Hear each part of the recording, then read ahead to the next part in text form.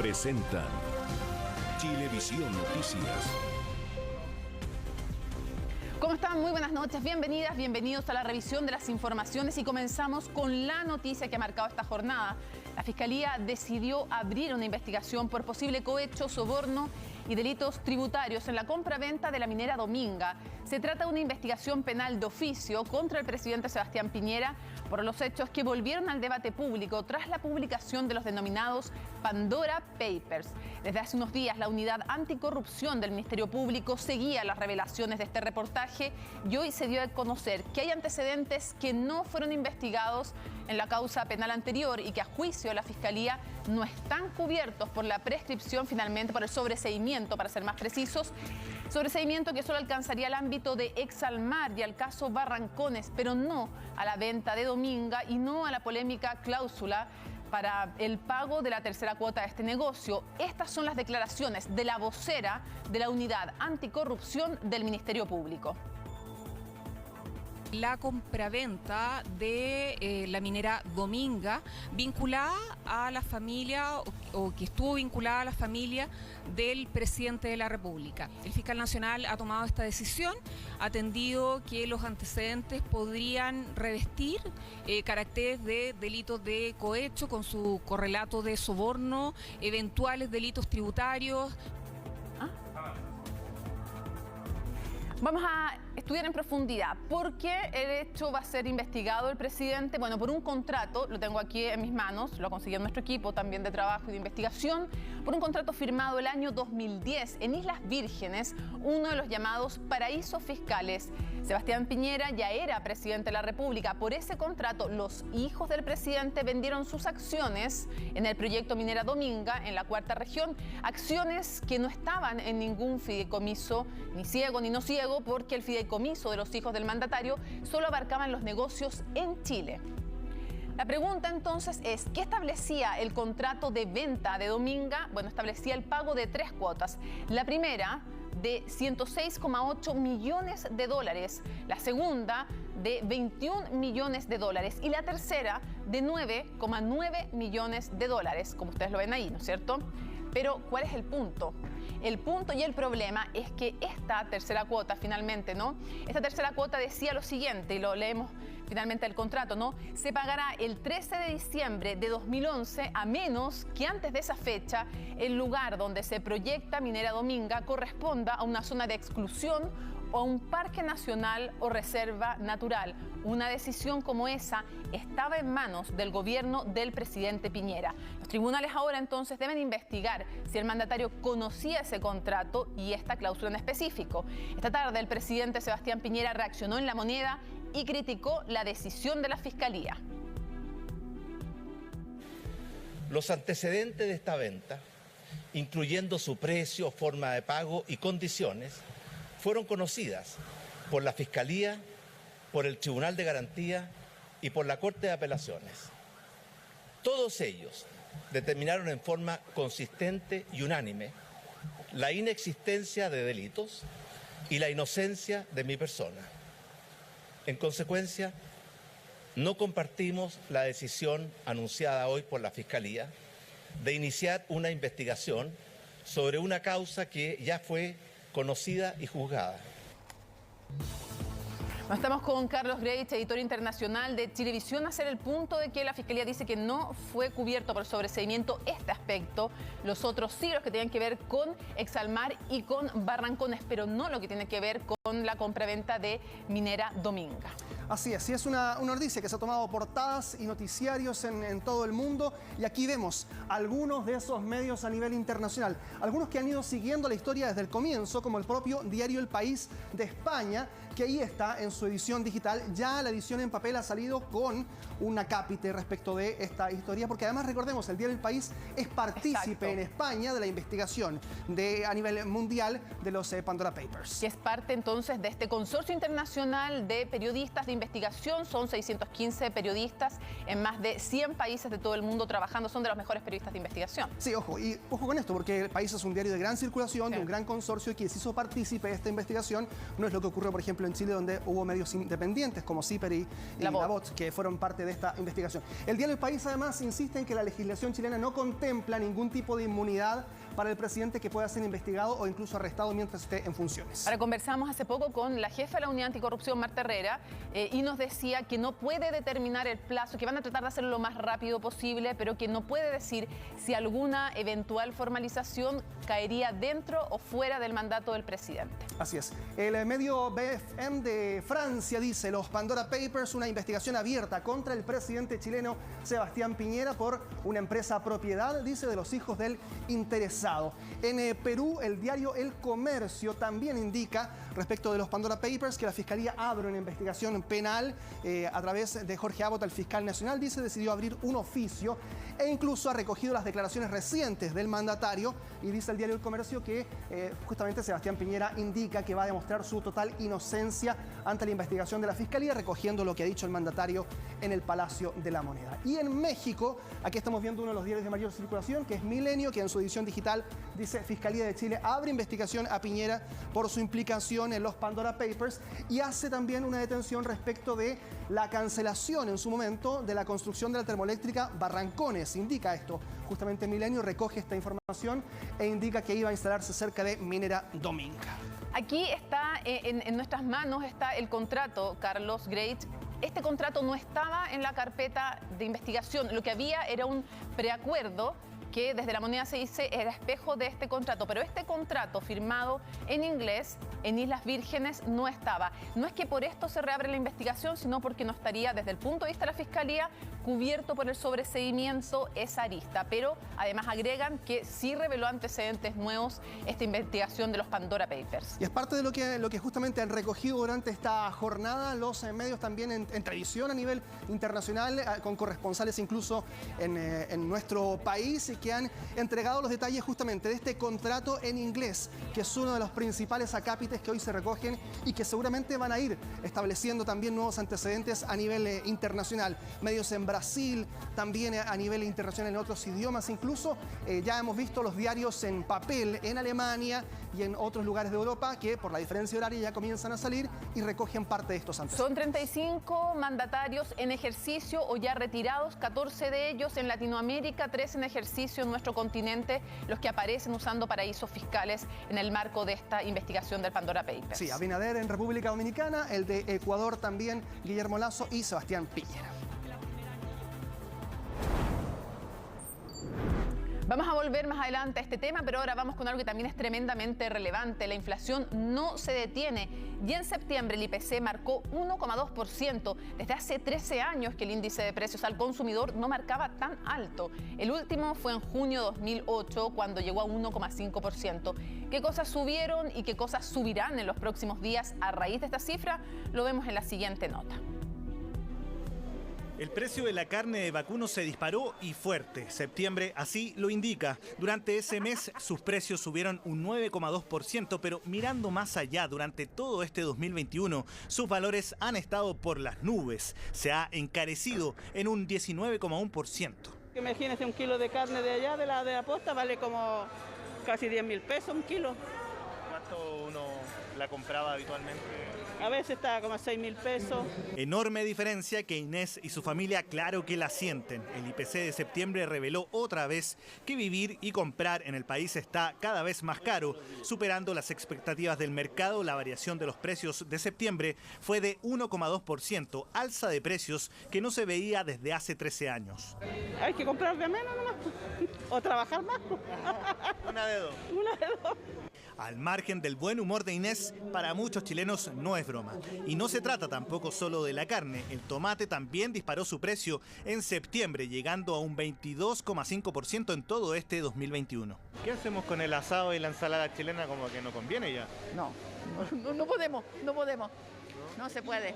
Hay que sumar al pimentón, que ha subido de precio durante septiembre en un 19,1%. Otros ítems, como tickets aéreos, se han encarecido también en 23% durante el mes pasado, pero son las ya constantes alzas de los alimentos las que más preocupan y molestan a los chilenos. No tengo que aguantar, así que compro poquito.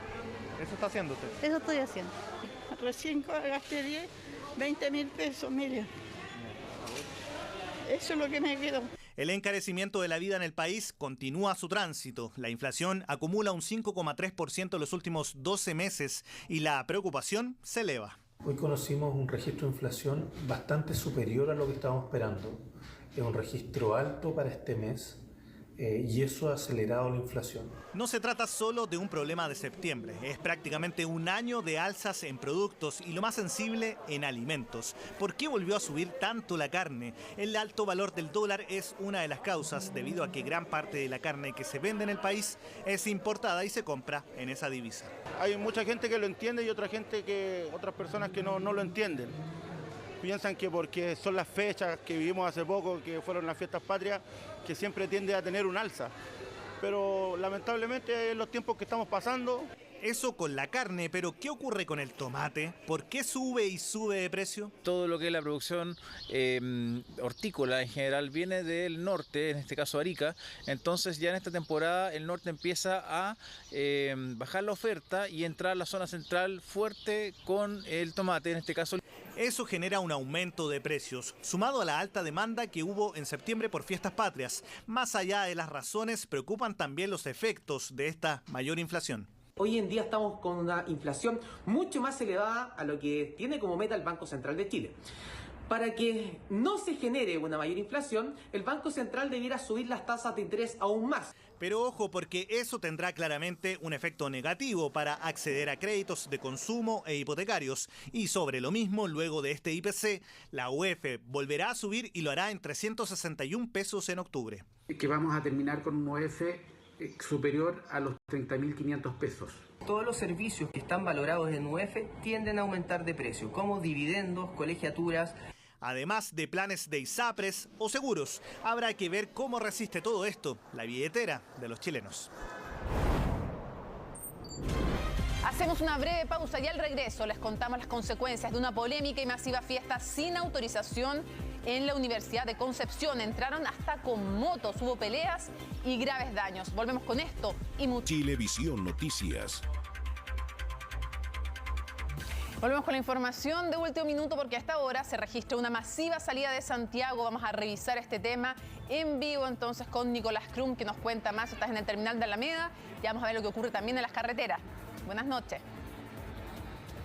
¿Qué tal, Mónica? Buenas noches. Sí, estamos en el terminal, de hecho aquí en Estación Central. Te muestro imagen en vivo de lo que está sucediendo porque hay un alto flujo de personas que hasta esta hora están llegando aquí al terminal para poder tomar varios de los buses que van saliendo a distintas regiones, así como también intentar comprar algunos de los pasajes, ya que hemos visto que hay una alta demanda en el día de hoy, en esta jornada. Mucha gente nos dijo que incluso tuvo que esperar varias horas para poder comprar un pasaje y otras personas incluso nos comentaron que los precios también se habían disparado por lo mismo, que hay una alta demanda de pasajes y también de gente que está saliendo de la capital precisamente hoy, en este fin de semana largo, donde también se ha cifrado aproximadamente que desde los terminales de Santiago saldrán cerca de 197.000 personas solo durante este fin de semana, una cifra que podría ir en aumento y que incluso si lo comparamos, por ejemplo, con lo ocurrido en el último fin de semana largo, que fue el de las fiestas patrias, podríamos tener incluso un flujo de gente mayor durante estos días de festividad, y es por eso que estamos aquí en el terminal de buses tomándole el pulso a este fin de semana largo.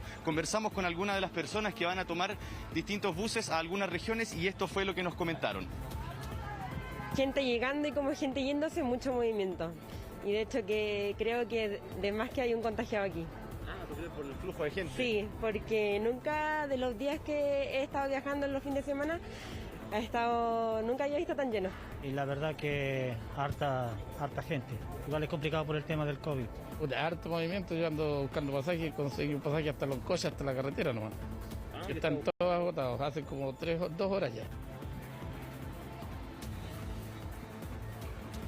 Escuchamos entonces las declaraciones de algunas personas que estaban a punto de tomar el bus para viajar a alguna de las regiones, otras personas que también venían llegando, una situación que se está desarrollando en este momento en un fin de semana largo que, por supuesto, como les decíamos, puede que incluso se registren mayores viajes, mayores salidas de Santiago que en el fin de semana de fiestas patrias. Lo que sí la gente debe traer consigo en el caso de tomar un bus es el pasaporte sanitario, Mónica.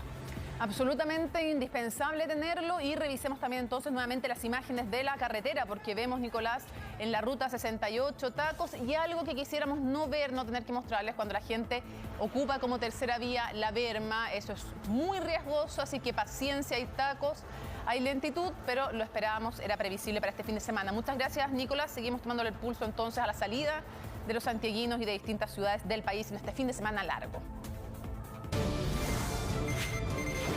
Y esta información de último minuto porque ocurrió un hecho que es repudiable. La convencional constituyente Giovanna Grandón, que también es conocida como la tía Pikachu, fue increpada y agredida por un grupo de asistentes cuando fue a la movilización que se realiza en Plaza Italia. Ahí algunos manifestantes de forma violenta la intimidaron para que se retirara del lugar. Un grupo de hombres la escupió y mujeres le lanzaron líquido de botella. Finalmente debió salir del lugar cuando ya le estaban lanzando objetos contundentes. Revisemos parte del ambiente, lo que ocurrió hace solo algunos minutos.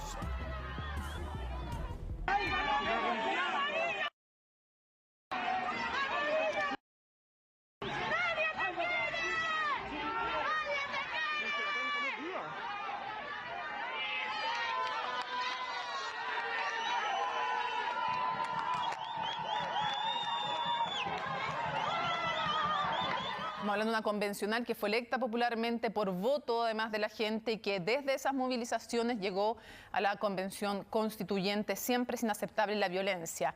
Y aquí vamos a cambiar de tema para contarles de algo que tampoco es aceptable y que ha sido también repudiado, de diversos cortes de tránsito que se generaron en el sur del país, que incluso provocaron más de 15 kilómetros de congestión en la ruta 5 Sur a la altura de Coyipulli, en la región de la Araucanía. La razón, el paro de camioneros y contratistas forestales, quienes se manifestaron por mayor seguridad en la macrozona sur. Las autoridades y muchas personas solidarizaron con su petición de mayor seguridad, pero no con el método de protesta. Ha sido una semana de cortes e interrupciones de tránsito en algunos puntos de las rutas del sur del país.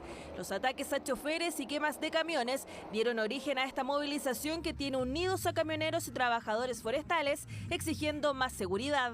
Hablaban de que ustedes estaban solicitando estado de sitio para los sectores más complejos. Exactamente, eso es lo que estamos solicitando. Estado para nosotros, los trabajadores, necesitamos algo, seguridad. ¿Qué le respondió el gobierno?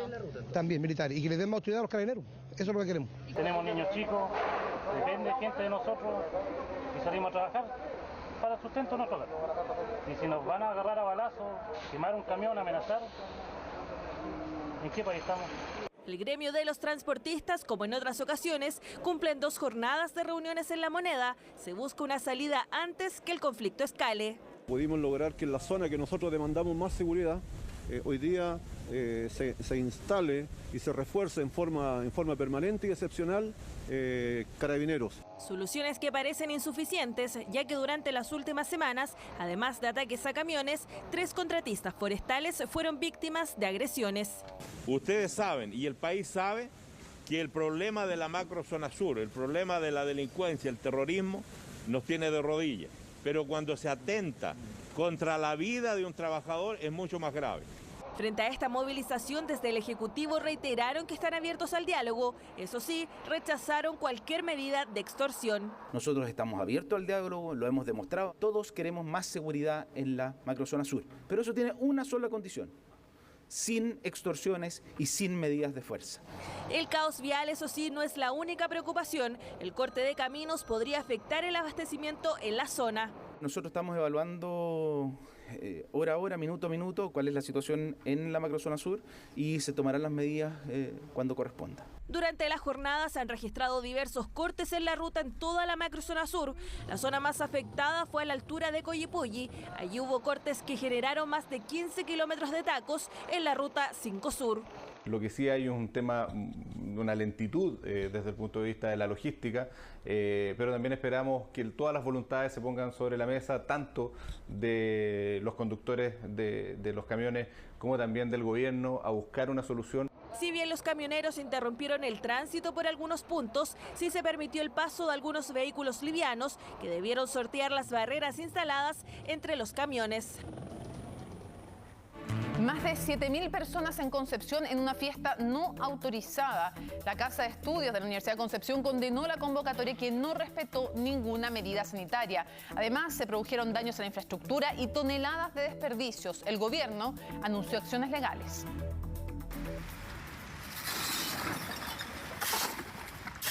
Así lucía el foro de la Universidad de Concepción este viernes a las 8 de la mañana. Horas antes, la imagen era esta.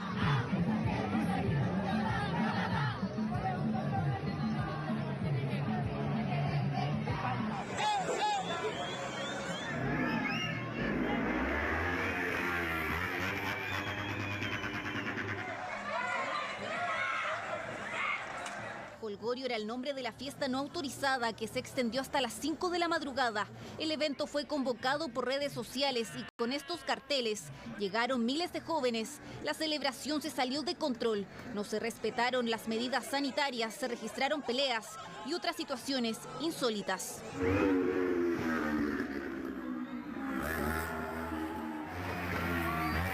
Me da pena verla como está, nunca. No pensé que iba a ser para tanto, fíjate. Pero ahora en la mañana viendo los videos estos que suben a Insta, a las redes sociales, no, encontré horrible.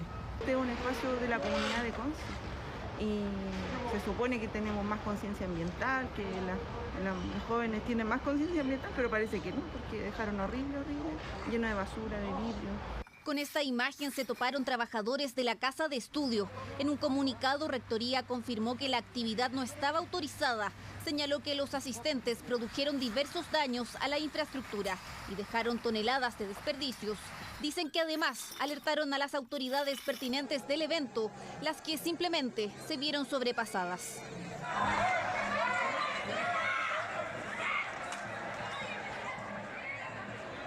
Fue tal la cantidad de personas que estaba ahí que incluso se sintieron sobrepasados. El equipo de inspectores de Seremi de Salud que llegaron a eso a las 20 horas, también Carabineros, lo hizo el equipo de seguridad municipal y los propios guardias que tiene la Universidad de Concepción. Se calcula que participaron más de 7.000 estudiantes en la convocatoria. Concepción está actualmente en apertura inicial, por lo tanto en espacios abiertos pueden reunirse 1.000 personas con pase de movilidad, norma sanitaria que evidentemente no se cumplió.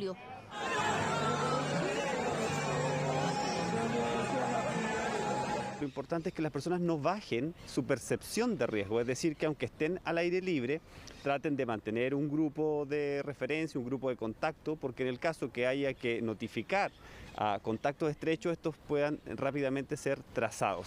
Peligroso. Ya se les tapó de las manos Autoridades de la región del Biobío ya anunciaron acciones legales en contra de los convocantes. Aseguran que fiestas masivas no autorizadas son un riesgo para la salud de la población, mientras que estos trabajadores siguen limpiando el desastre que dejaron miles de jóvenes en la tradicional casa universitaria. Remeció el ámbito judicial y político. El fiscal nacional decidió abrir una investigación a raíz de los antecedentes revelados por los Pandora Papers. Van a analizar si en la venta de la minera Dominga existió o no cohecho y delitos tributarios. El presidente Sebastián Piñera reafirmó su desconocimiento del negocio realizado por sus hijos y cuestionó al Ministerio Público por el anuncio de la indagatoria. Queremos informar que el fiscal nacional, con fecha de hoy, 8 de octubre, ha decidido abrir de oficio, iniciar de oficio, una investigación penal por los hechos asociados a lo que se ha conocido como los Pandora Papers. Fue el anuncio que remeció el ambiente, se había esbozado, pero no se había concretado. El Ministerio Público desempolvará una carpeta investigativa de una indagación cerrada en 2017. Los Pandora Papers siguen siendo un verdadero dolor de cabeza para el presidente Sebastián Piñera. Los primeros se refieren particularmente a que el presidente habría intervenido supuestamente para detener barrancones con el objeto de que allí se instalara Dominga. Hechos 2017. Los hechos actuales que nosotros estimamos deben ser investigados corresponden a la compraventa de la minera Dominga. Anuncio que, por cierto, no cayó bien en Palacio y rápidamente surgió un comunicado desde Presidencia, pero horas más tarde fue el propio mandatario quien salió al patio de la Moneda para responder a la decisión de la Fiscalía. No compartimos la decisión anunciada hoy por la Fiscalía de iniciar una investigación sobre una causa que ya fue conocida y juzgada. Dado los antecedentes antes mencionados, tengo la plena confianza en que la justicia, como ya lo ha hecho, confirmará la inexistencia de irregularidades y también mi total inocencia. Atendida la complejidad, la gravedad de los hechos investigados, estará a cargo de una fiscal regional, que es la fiscal regional de Valparaíso, señora Claudia Perivancic. La fiscal trabajará, por supuesto, con la Unidad Regional Anticorrupción de Valparaíso. Estamos a la espera ahora de poder revisar los antecedentes y esperamos decretar las primeras diligencias durante los días de la próxima semana. Una indagatoria de un delito que puede complejizar aún más el panorama. Los antecedentes podrían revestir caracteres de delitos de cohecho con su correlato de soborno, eventuales delitos tributarios, materias que en definitiva serán todas objeto de una investigación. El delito de cohecho sanciona al funcionario público, en este caso el presidente de la República, que recibe o solicita un beneficio económico, los 9,9 millones de dólares que establece el contrato, para sí o para un tercero, por haber realizado una conducta que está dentro de las atribuciones de su cargo. Y es entonces donde entra a tallar si es que se realizó alguna conducta para favorecer la mantención del estatuto jurídico que tenía el territorio donde estaba emplazada la minera Dominga. La declaración del mandatario reafirmó su desconocimiento del negocio. Los antecedentes de esta venta, incluyendo su precio, forma de pago y condiciones, fueron conocidas por la Fiscalía, por el Tribunal de Garantía y por la Corte de Apelaciones. Todos ellos determinaron en forma consistente y unánime la inexistencia de delitos y la inocencia de mi persona. El contrato en inglés suscrito en Islas Vírgenes Británicas no estaba incorporado en la investigación de ese tiempo, por lo que podríamos decir a su pregunta que efectivamente ese es un antecedente nuevo. Aunque esto no es lo único. Independientemente de eso, aquí también se configuran ilícitos penales y por lo tanto he interpuesto la querella correspondiente por el delito de negociación incompatible, independientemente que más adelante se pueda reconfigurar también a otras figuras penales como cohecho pasivo. Indagatorias encabezadas por la fiscal de Valparaíso, Claudia Perivancic, que comenzarían la próxima semana, las que incluso podrían comprometer a funcionarios de gobierno. A varios este punto de prensa a inicios de semana no los dejó satisfechos. Incluso el candidato presidencial de su sector dijo que las palabras de Sebastián Piñera por la venta de sus acciones en Minera Dominga en 2010 no eran suficientes. Ahora, con la confirmación de que la Fiscalía iniciará una investigación para saber si existió el delito de cohecho por parte del mandatario, piden transparencia en este caso. Si hoy día la institución que le corresponde hacer nuevas investigaciones le parece que hay nuevos antecedentes, bueno, lo que tiene que hacer es investigar y estimar si hay responsabilidad o no. Ojalá se entregue toda la información y se aclare lo antes posible. Yo creo que en una democracia lo más importante es que haya transparencia, que se conozca la verdad. La decisión de investigar al presidente se cruza con la de un grupo de parlamentarios que la próxima semana presentará una acusación constitucional en contra de Sebastián Piñera, caso que a juicio de algunos candidatos presidenciales daña la imagen de Chile. El cohecho, la evasión de impuestos en paraísos fiscales y la depredación ambiental harán que el presidente Sebastián Piñera responda ante tribunales. Yo lamento que la institución de la Presidencia de la República se vea degradada a tal nivel por la conducta antiética de quien la ejerce. ¿Quién va a querer invertir en un país cuya imagen está derrumbada, deshonrada, porque el funcionario público más importante de Chile está vinculado a un hecho de corrupción gravísima? Es impresentable, debe irse el presidente. La acusación constitucional anunciada por los diputados desde la DC al Frente Amplio es hoy un camino que podría terminar con la destitución del presidente de la República. Por eso, con el anuncio de la investigación de la Fiscalía, José Antonio Kast pide algo más que transparencia. Esperamos que dicho trabajo sea realizado con la mayor transparencia y rigurosidad posible. Le hacemos un llamado al gobierno a colaborar y también a la izquierda a dejar de lado su aprovechamiento político. La situación del presidente de la República se cruza con la campaña de los candidatos presidenciales que han marcado distancia del mandatario en medio de una investigación compleja para Sebastián Piñera, que insiste en asegurar su inocencia. Vamos a otras informaciones. Con registros de cámaras se pretende individualizar a un sujeto que en un acto inexplicable pateó el coche donde estaba un lactante de solo 7 meses. La madre hizo una denuncia a la PDI, mientras la Defensoría de la Niñez asegura que se violentaron los derechos de este niño. Natalia, madre de un lactante de 7 meses, lo único que pretendía era disfrutar lo que quedaba de la mañana de un jueves. Por eso, como habitualmente lo hace, pasó a un café ubicado en la avenida Manuel Montt de Providencia. En el coche va su hijo y lo que verá a continuación es inexplicable, ya está difícil de creer. Estaba con mi teléfono, con el vaso de jugo y el coche muy cerca mío. Y le pega en las ruedas delanteras, entonces lo gira en 180 grados y me llega el coche con violencia encima. Entonces empiezo a gritarle al tipo y otras personas que estaban más adelante también me da la impresión de que lo increpan.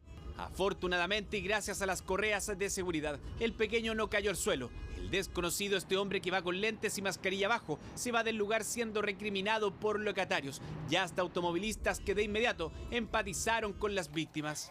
Bueno, la madre aturdida, asustada, llorando. Entonces mi primera reacción obviamente fue tratar de contenerla con la guaguita, hacerlos pasar, darles agüita y eso. Sí, todos gritaban, todas las mujeres, todos le gritaban, pero él no pasó nada. ¿Qué le gritaban?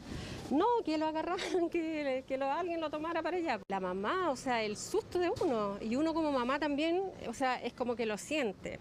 Empecé a cuestionarme si acaso estaba yo con el coche interrumpiendo el paso de los peatones, si estábamos molestando. Que bueno, luego también entendí que no fue mi culpa ni la culpa de mi hijo. Que hay cierta violencia en el aire que no podemos permitirnos, menos con los niños, con una guagua que estaba durmiendo en su coche. Del transeúnte más allá de estos registros poco se sabe. Una comerciante dice haberlo visto un par de veces a mediodía por el mismo sector en la Brigada de Investigación Criminal de Providencia. Esta madre hizo una denuncia en su contra. Estos antecedentes se pusieron a disposición del Ministerio Público y quien instruyó en forma inmediata a realizar las primeras diligencias. ¿Habría alguna posibilidad de poder identificar? Habrían posibilidades, pero eso ya es materia de investigación. Es un ataque muy violento, a nosotros nos indigna mucho lo que ocurrió el día de ayer, pero de ahí a que esto sea constitutivo de delito lo va a determinar la Fiscalía. Evidencia esta situación un desprecio absoluto por el niño o niña que se encontraba en su interior. La tranquilidad y la impunidad con la que se cree puede violentarse los derechos de los niños. Es importante su identificación porque aquello permitirá que una situación de esta naturaleza tenga una sanción. Algo que estará por verse. El municipio de Providencia en tanto se sumará con una querella una vez que el sujeto logre ser individualizado. Si alguien sabe quién es esta persona, por favor nos los haga saber. Pueden llamar al 1414, darnos los datos. Hago un llamado, primero, a respetar a las personas y en segundo lugar, a que cuando los encontremos efectivamente actuemos como sociedad en contra de ellos. Me imagino que él tendría alguna razón en su cabeza para hacer lo que hizo, pero no me cabe a mí ni tratar de entenderlo, ni explicármelo. Espero que no vuelva a patear el coche de ninguna guagua y que no vuelva a patear a nadie ni a nada y que resuelva sus problemas de otra manera. Y es que simplemente son hechos que como sociedad no se pueden tolerar. Insólito. Vamos a otras materias. Prisión preventiva fue decretada para los exdirectores generales de Carabineros, Bruno Villalobos y Gustavo González. Todo esto en el marco de la investigación por el fraude en Carabinero en uso de gastos reservados. Otro imputado por estos delitos, el ex general Eduardo Gordon, va a ser formalizado, pero en diciembre. Por malversación de gastos reservados y falsificación de instrumentos públicos, Gustavo González Llure y Bruno Villalobos, ex generales directores de Carabineros, llegaron la tarde de este viernes a la Escuela de Carabineros para cumplir prisión preventiva. Estamos conformes con la resolución pronunciada por el séptimo juzgado de garantía, ya que acogió las pretensiones del Ministerio Público. Por su parte, las defensas tienen a resguardo los recursos ante esta resolución. Nosotros continuaremos trabajando con la Brigada Investigadora Anticorrupción de la Policía de Investigaciones. Según la investigación de la Fiscalía Centro Norte, González Llure obtuvo 1.181 millones entre 2011 y 2015 de gastos reservados. De ese monto, 123 millones fueron a sus bolsillos, de acuerdo a los antecedentes del Ministerio Público. En tanto, su sucesor, Bruno Villalobos, se habría apropiado de 606 millones entre 2015 y 2018, quedándose con 67 millones. Me parece a mí que la lucha contra la corrupción que se ha producido en los institutos armados, tanto de Carabineros como las Fuerzas Armadas, deben ser atacados a profundidad.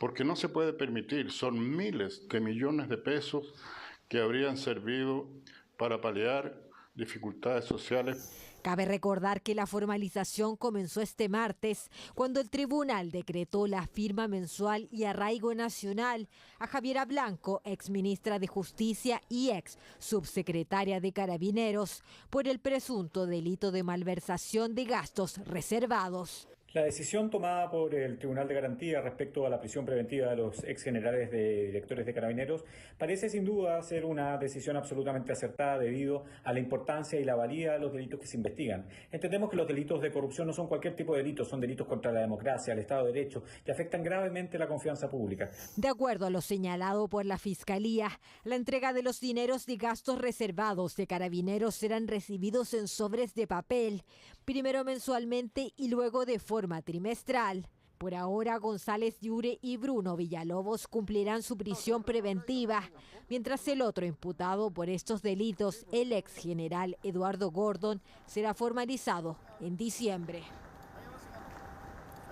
Con un trauma ocular grave y con serio riesgo de perder la visión de uno de sus ojos se encuentra un ingeniero, padre de un menor de apenas 6 meses, víctima de un violento portonazo. El joven llegaba a la casa de un amigo para ver el partido de Chile y Perú cuando fue abordado por un delincuente que quebró el vidrio del conductor, hiriéndolo con las esquirlas.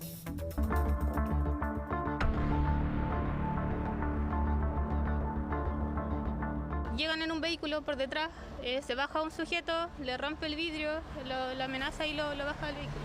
Con el golpe que dieron en el espejo, o sea, en el vidrio lateral del conductor, le cayeron esquirlas adentro de su ojo y en estos momentos es lo que lo tiene él internado para poder mejorar sus lesiones. Un trauma ocular grave y serio riesgo de perder la visión en su ojo izquierdo. Esto fue lo que dejó un violento asalto a un joven ingeniero padre de una guagua de solo 6 meses. Él se encuentra con una lesión grave ocular. Estamos esperando que lo puedan operar ya para poder salvar un poco más de lo que del problema que él tiene. De hecho, en este momento él se encuentra con un 20% de visión. Lo importante es poder ir avanzando y que pueda retornar y retomar un poco más la visión que tenía antes. Todo ocurrió a eso de las 8 de la noche de este jueves, cuando el joven llegaba a este condominio a reunirse con amigos para ver el partido entre Chile y Perú. Según vecinos, los arreglos que se hacen en la calle influyen en que se provoque una congestión vehicular, lo que habría propiciado el delito, aunque además demandan mayor protección policial. Sí, falta más seguridad. Sí, lo que anda son los del municipio. Uno llega en la noche acá y es un poco oscuro también. Y también están los cerros, bueno, a veces se aprovecha un poco la situación eso la gente. Precisamente en este sector de Huechuraba ocurrió uno de los hechos delictuales con mayor repercusión en el último tiempo. Hace casi 7 meses, Tamara Moya, de apenas 5 años, fue asesinada en medio de una encerrona. Esto a poco más de 400 metros de donde ahora un portonazo dejó a un joven con graves lesiones. Ya han pasado varias veces, por lo mismo se está solicitando el tema de una comisaría o una subprefectura dentro del sector, porque ya hemos tenido muchos otros casos incluso un poco más graves como el de la niña Tamara. Tras este nuevo portonazo, los delincuentes huyeron. Sin embargo, a eso de las 3 de la madrugada, fueron sorprendidos en las cercanías de Hijuelas, región de Valparaíso, a bordo de 2 autos robados. Hubo una persecución que terminó con su captura.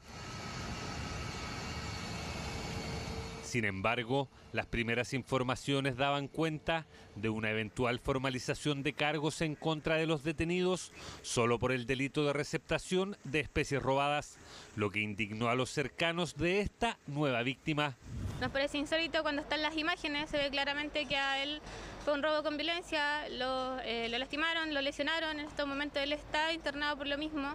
Lo cierto es que la Fiscalía de la región de Valparaíso solicitó ampliar la detención de estas 3 personas para eventualmente lograr acreditar su participación en el asalto y formalizarlos por robo con violencia, lo que podría ocurrir este domingo.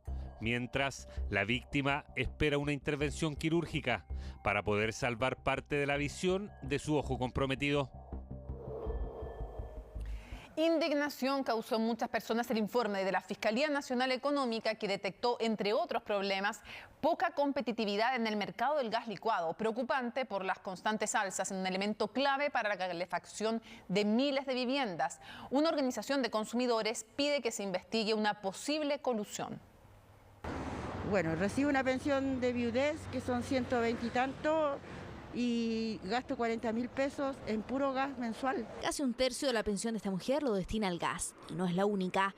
Miles de familias chilenas han vivido en carne propia el alza en este gasto, porque en promedio las familias destinan entre un 13 y un 19% de su presupuesto en este ítem. Compro el grande para cocinar y el chico para el baño. Gracias a Dios tenemos microondas porque hacemos comida como para 2 días y vamos calentando. De enero a octubre las alzas no solo las notó Novertina. El balón de 5 kilos de 9.133 subió a 12.000 pesos. El de 11 kilos lo hizo de 16 a 21.000 pesos. Pero el aumento más drástico fue el del balón de 15 kilos de 20.000 pesos a 26.100 pesos. Y el de 45 de 62 a 83.200. Sería una colusión pero gigantesca. Tendríamos cerca de 1.800 millones de dólares en daño solamente a los consumidores. Y eso podría responder a la aparente falta de competencia en este mercado. Es una de las conclusiones del estudio de la Fiscalía Nacional Económica, que advierte que si bien los costos de la industria disminuyeron, los distribuidores aumentaron su ingreso de 35 a 55%. Es que a nosotros nos llega el precio de la planta y nosotros cobramos nuestro margen, que ha sido siempre el mismo, así que nosotros no tenemos nada que ver con la subida. Ahora, eso igual se ve muy poco, porque por lo general es una sola marca. Es que los que tienen una pura marca venden igual, pueden vender un poco más barato porque a ellos les dan más oferta. Nosotros compramos a distribuidores, no a directo a Casco, a distribuidores, a otros distribuidores. Y por lo tanto la Fiscalía se investiga y llega a la conclusión de que aquí había un acuerdo de... Puede haber un acuerdo de precios, una colusión, pero también puede haber abuso de posición dominante, lo cual también configura un daño a los consumidores. La Fiscalía Nacional Económica hizo recomendaciones para bajar el precio del gas licuado en torno a un 15%. Así, sugieren que estas empresas no participen de la distribución, lo que tiene por objetivo que los distribuidores minoristas de gas licuado puedan vender cilindros de gas de cualquier marca sin estar atado a una compañía distribuidora mayorista. ¿Por qué? Porque si no se da una situación que se conoce teóricamente como integración vertical, que es que un distribuidor o un proveedor funciona como proveedor y paralelamente como empresa minorista, que vende en el fondo al cliente final. Desde el Ministerio de Energía acogieron de inmediato las recomendaciones. Para proteger a los chilenos vamos a enviar a la brevedad un proyecto de ley al Congreso y vamos a tramitarlo lo más rápido posible. En ese proyecto vamos a recoger las recomendaciones de la Fiscalía y además los antecedentes que hemos venido recogiendo por este tema en los últimos meses. Aseguran que esta implementación sería relativamente fácil, pero que debería ser regulada por la Superintendencia de Electricidad y Combustibles. Todo en un proceso investigativo que aún está en curso. Hoy conocimos una parte de cómo viven los vecinos de la comunidad en Colina, una jornada muy normal, excepto porque deben cruzar este puente que, ojo, ni siquiera es un puente. Se trata de una tubería que funciona como pasarela y, si lo quiere, también como un precipicio finalmente por el riesgo evidente que implica cruzarla. Esta es su realidad.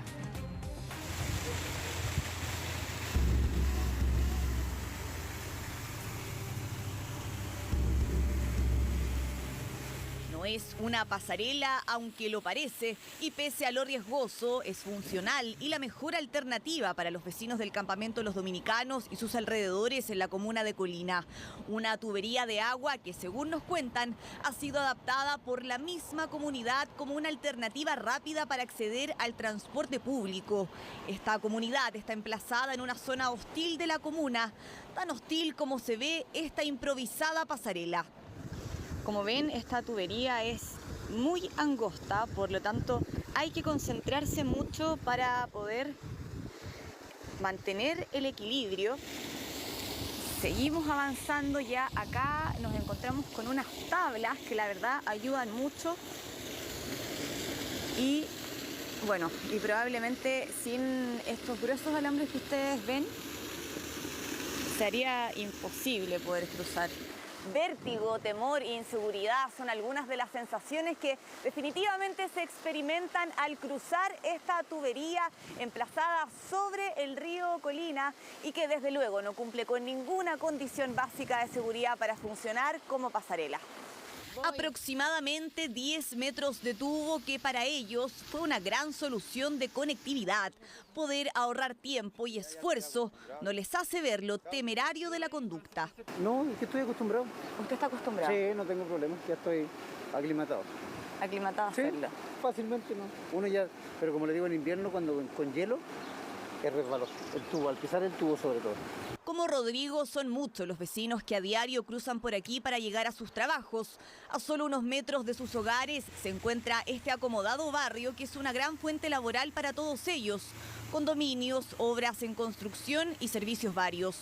Aquí necesitan llegar y esta es aparentemente la forma más rápida. Muchas veces falta tiempo, hay que llegar rápido a la pega. Eso, y también la de vuelta le queda uno más cerca, que es el tiempo que uno se reduce. Por ejemplo, yo el caso mío que yo llego más o menos a las 9 de la noche y cruzo por acá. Oye, ¿y no le da susto? Sí, claro, porque es una altura más o menos como unos 15 metros más o menos. Se usa, me decía usted, a diario. Esto es como un puente para usted. Sí, este es un puente. Y usted sabe que es riesgoso. Sí, es riesgoso, claro. Aquí pasan también hasta con niños. Aseguran se encuentran desconectados de los accesos principales. El puente San Luis es la mejor opción de llegar a sus puestos de trabajo, pero no la más próxima. Este es el camino que tuvimos que recorrer para llegar a él. 2 kilómetros recorrimos exactamente desde el campamento de los dominicanos para llegar a este puente, el puente San Luis, la alternativa más cercana para todos estos vecinos de poder cruzar el río Colina y así poder acceder a locomoción. El puente por el que transitan a las oportunidades, a un salario, a la movilidad social, constituye a la vez un riesgo inminente. Pero no hay tiempo para analizar las paradojas, sí una urgencia. Por las mañanas llegar puntual al trabajo y por la tarde lo más rápido posible a la casa a ver a la familia. Bueno, y esto que funciona como soporte para mantener el equilibrio es fundamental. El pasamano.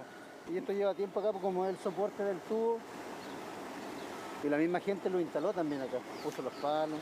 ¿Y cómo lo hace, por ejemplo, cuando se encuentra con otro vecino? Porque vemos que desde allá hay alguien esperando para cruzar. Sí. ¿Tienen que compartir aquí el espacio? No, ahí no, porque generalmente uno antes de cruzar mira. Si dos vecinos se encuentran en cada uno de los extremos, la mayoría de las veces esperan su turno para cruzar en una dinámica de amabilidad y respeto, porque claro, el entorno que los rodea y en el que deben subsistir ya es lo suficientemente adverso. Nos preocupa la situación que están viviendo las familias de Colina, al igual que nos preocupa la situación de más de 85.000 familias que viven hoy en campamentos en todo Chile.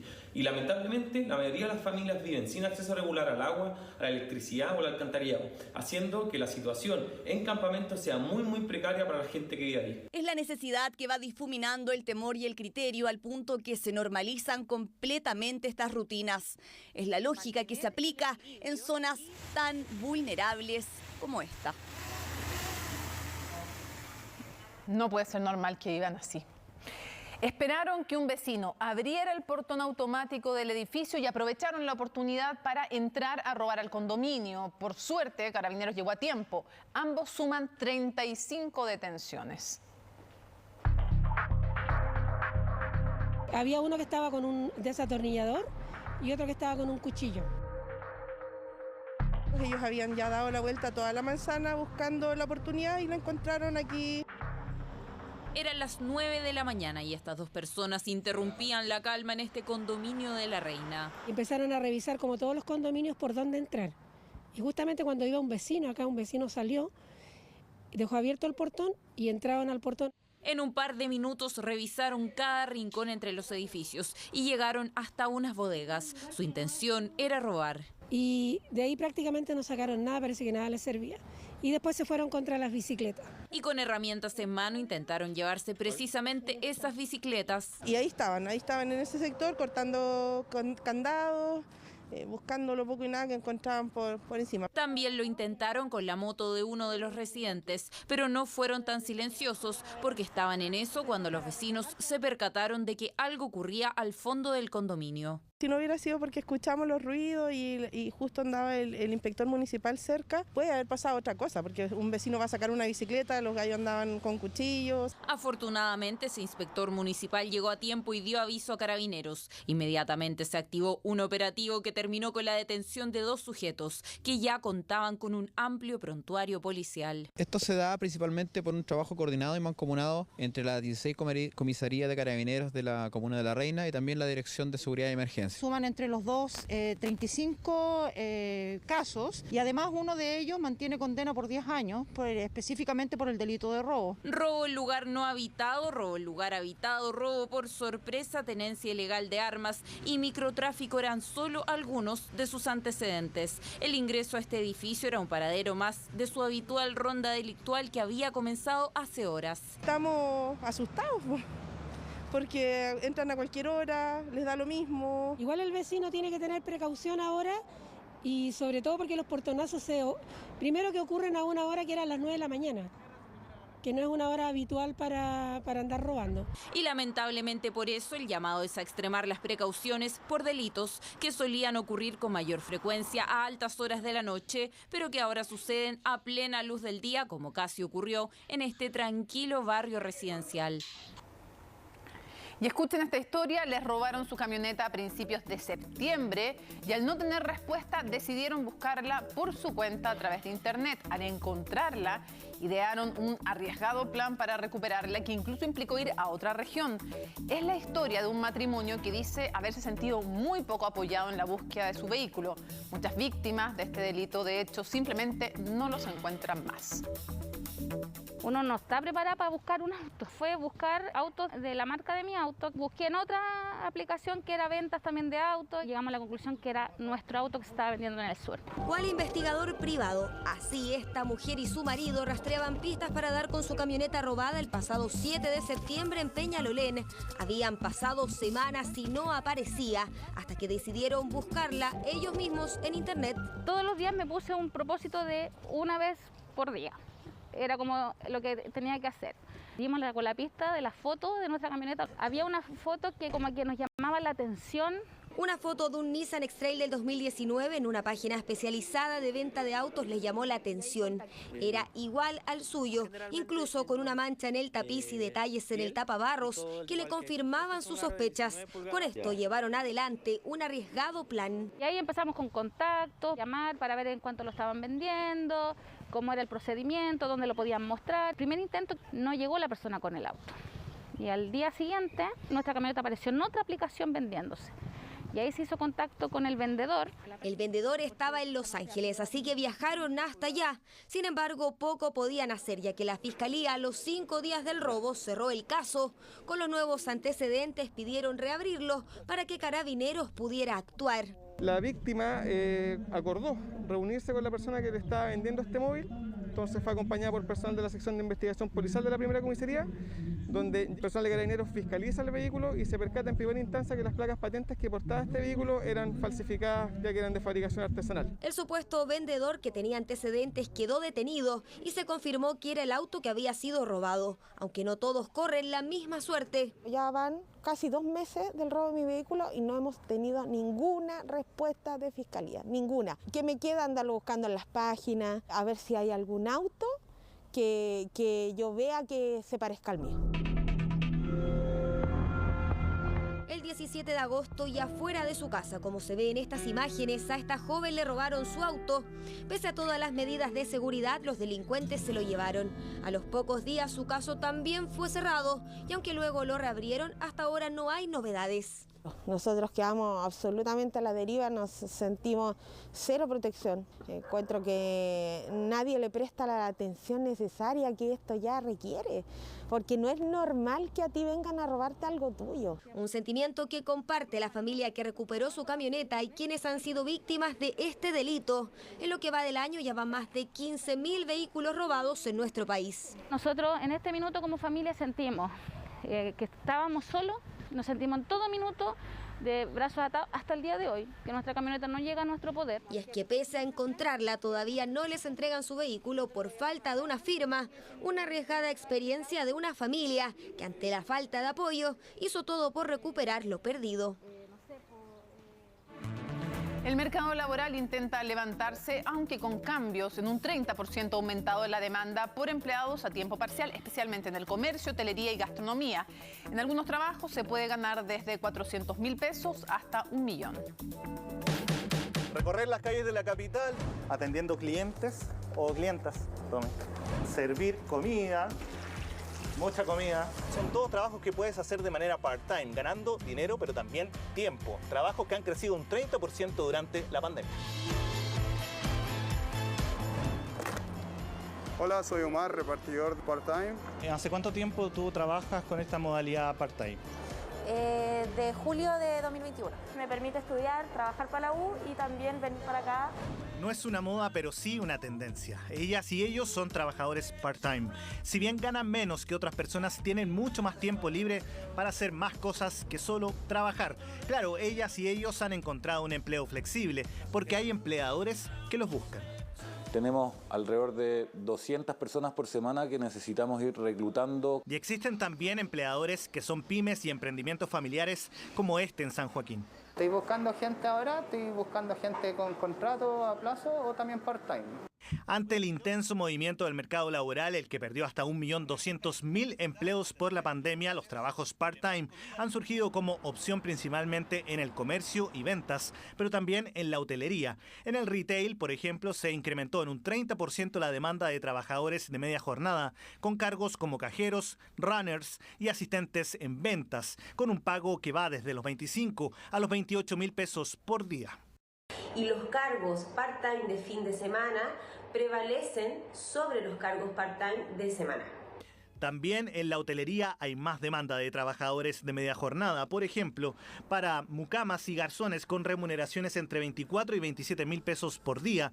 Pero está dicho, el mayor incremento de la demanda de personal part-time está en el comercio. Todo se basa en algodones peruanos. Es increíble por tener tiempo en mi tarde, yo estoy en horario de mañana, entro por ejemplo aquí a las 10, se abre esta área tendencia y termino a las 3.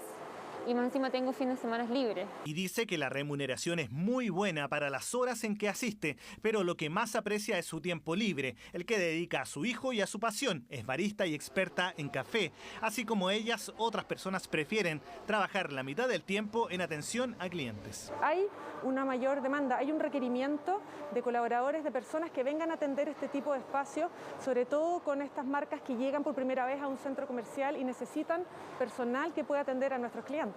Personal part-time, que pese a estas ventajas no siempre es fácil de encontrar. Lo que estoy ofreciendo no es muy adecuado a lo que está buscando la gente. Yo no puedo ofrecer mucho más de lo que estamos generando. Así de franco, pero también así de complejo para este emprendimiento familiar ubicado en San Joaquín que lleva poco más de un año en funcionamiento. Un local de comida que tiene un problema, faltan manos. Freddy González, su dueño, hoy debe realizar más funciones de las que quisiera, dejando relegada la labor administrativa porque no encuentra trabajadores que deseen incorporarse a su negocio. Es con un sueldo de 400.000 brutos, como con contrato, y 25.000 el día a una persona part-time. Todo es con contrato, todo es legal. Más suerte han tenido en esta empresa dedicada a la captación, el comercio virtual y, entre otras cosas, al reparto de productos en vehículos eléctricos. Según indican los trabajadores part-time, pueden recibir sueldos entre 260 y 330.000 pesos, dependiendo de su labor. Esto, por ejemplo, por jornadas que se distribuyan en 3 días. Para esto se requieren a 200 nuevos empleados semanales.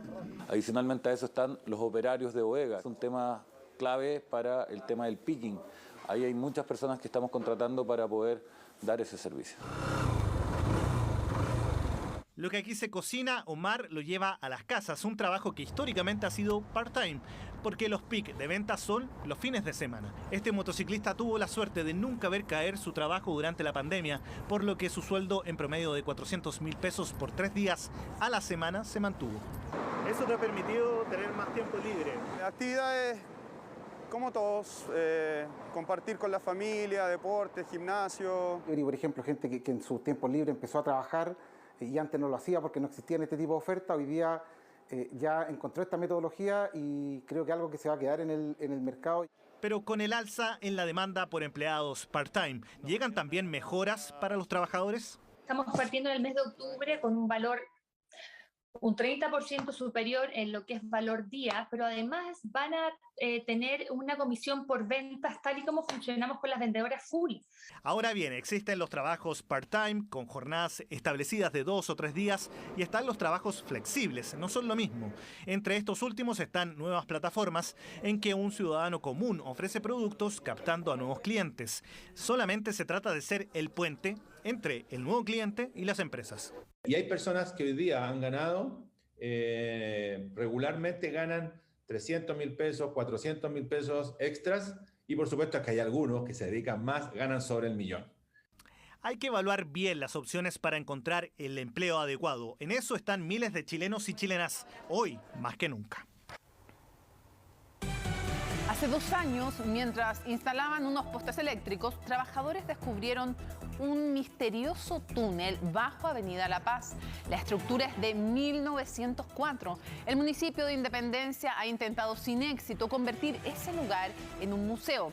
Italo Zúñiga nos informa sobre el vacío en la ley y la falta de voluntad de algunos organismos. ¿Por qué Avenida La Paz en Independencia es tan relevante en la historia de todos los que vivimos en Santiago? Parte de esa respuesta está bajo tierra, en un hallazgo de hace 2 años que dio luces de cómo se pensó y se agrandó el Santiago del 1900, una ciudad muy distinta a la que hoy conocemos. Plagas y muchas muertes fueron la razón para construir esto que veremos.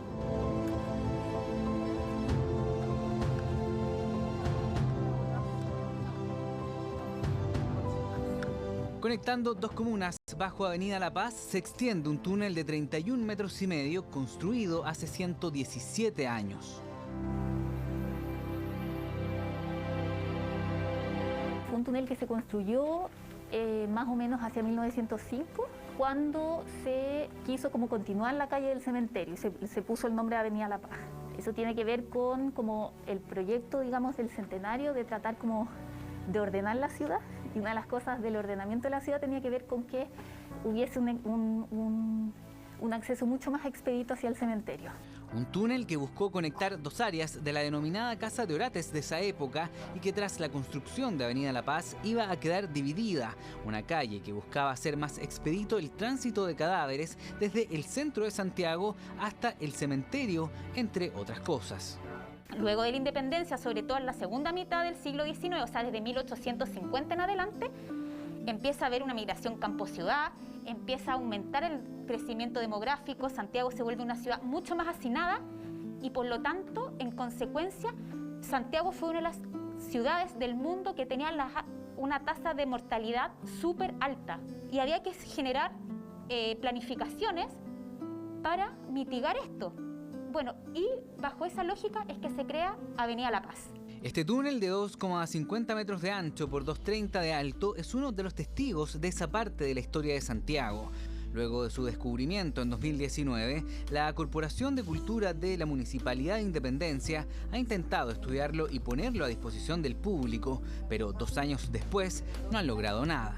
No ha podido ver la luz porque ha tenido un periplo por diferentes instituciones que en realidad yo creo que hay como un vacío legal, pero tampoco hay la disposición de poder guiar este proceso.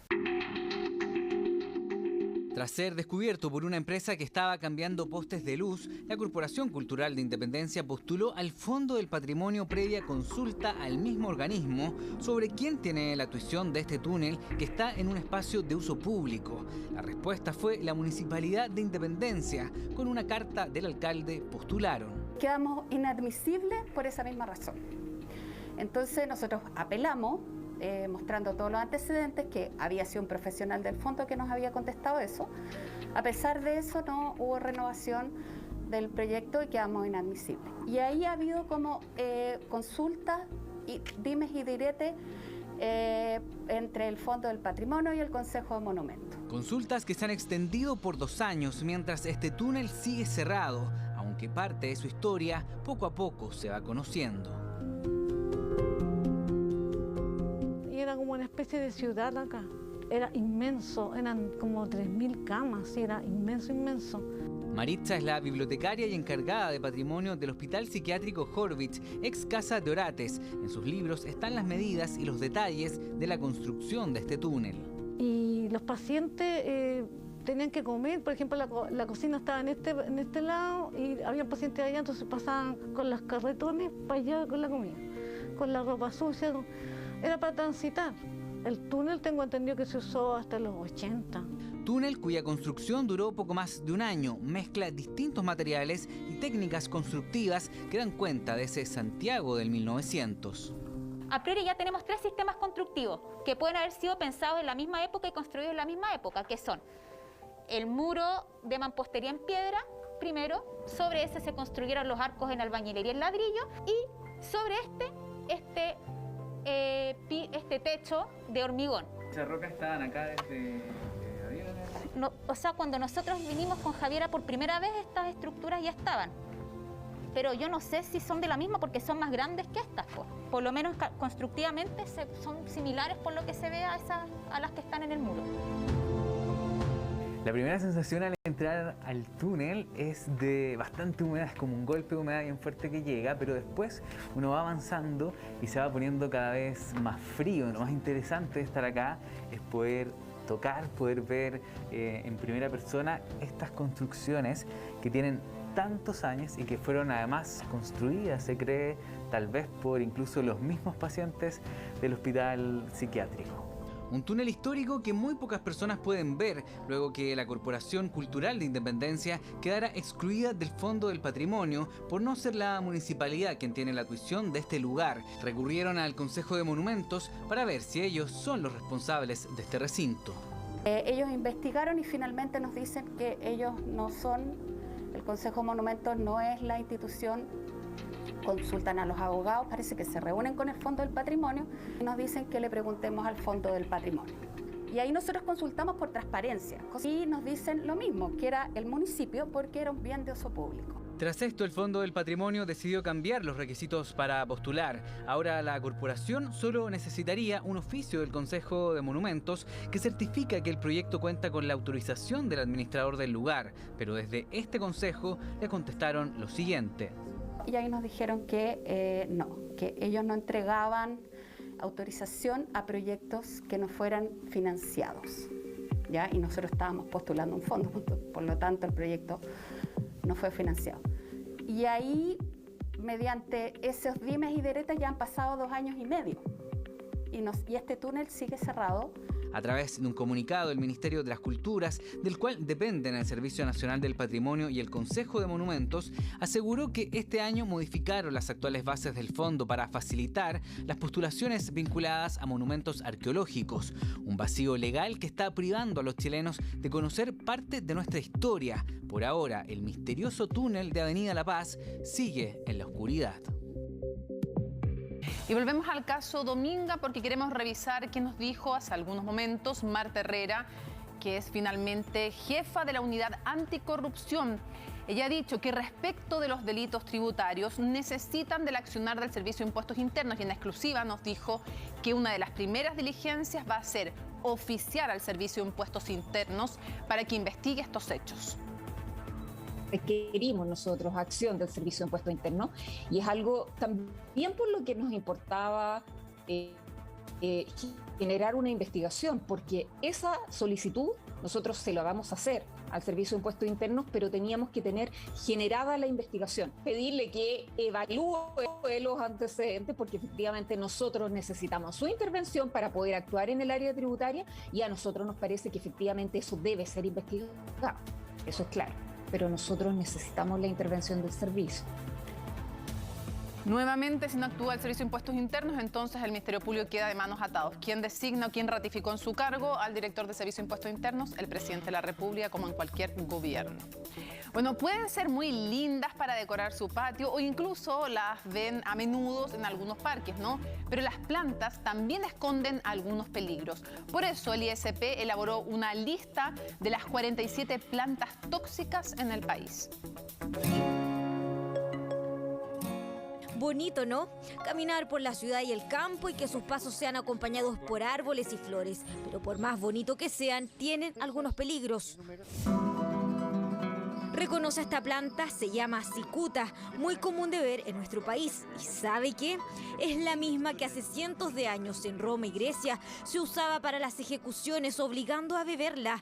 El filósofo Sócrates fue uno de ellos. Hoy integra la lista de plantas tóxicas que el ISP advierte, 47 en total que forman parte del entorno común, ya sea urbano o rural del territorio nacional. El listado se elaboró en base a información de plantas que están en nuestro entorno y que hay fácil acceso a ellas, o aquellas plantas que también estaban en listados oficiales. Y no son difíciles de encontrar. Aquí vamos a ver un laurel, que es el laurel en flor. Ahí está el más grande, que está ahí arriba, tiene una flor muy común, que en general es rosada o blanca. Está en la mayoría de los jardines, tanto urbanos como dentro de las casas, y lamentablemente se parece al laurel de comer. Y eso es lo tóxico. Es el típico árbol urbano que fue plantado del 60 para adelante, se ve en todas las calles, en todas las comunas, porque además que tiene una flor muy atractiva, esta flor morada que es muy de paisajismo, los diseños se ven súper bonitos, pero finalmente es una planta bastante tóxica.